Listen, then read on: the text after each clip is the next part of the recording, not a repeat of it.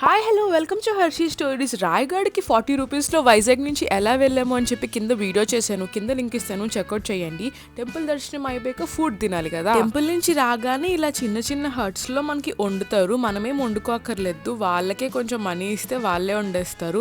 మేము బ్యాక్ యార్డ్లో కూర్చొని అందరం కలిసి తిన్నాము, ఒక 18 మెంబర్స్. మెనూ ఏంటంటే పప్పు, ఆలూ ఫ్రై, రసం అండ్ నాటుకోడి. వెజ్ పీపుల్ కూడా ఉన్నారు మా గ్యాంగ్లో, అందుకనే పప్పు అవన్నీ. మేము ఫుడ్ అంతా తినేసరికి మాకు 4 అయిపోయింది. 4:20కి మాకు ట్రైన్. సో రష్ అయిపోయి ఆటో ఎక్కేసి వెళ్ళిపోయాం అనమాట.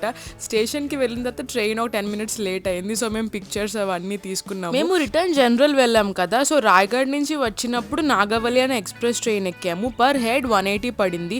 అసలు ట్రైన్ జర్నీ ఉన్నట్టే మాకు తెలియలేదు అనమాట. మేము హౌసీ ఆడుకుంటున్నాము, మనం చాలా డబ్బులు గెలిచాంలేండి. అసలు హౌసీ అనే గేమ్ మా డాడీకి అండ్ మా తమ్ముడికి ఇష్టం ఉండదు, బట్ స్టిల్ వాళ్ళు కూడా వచ్చి ఆడారు అనమాట.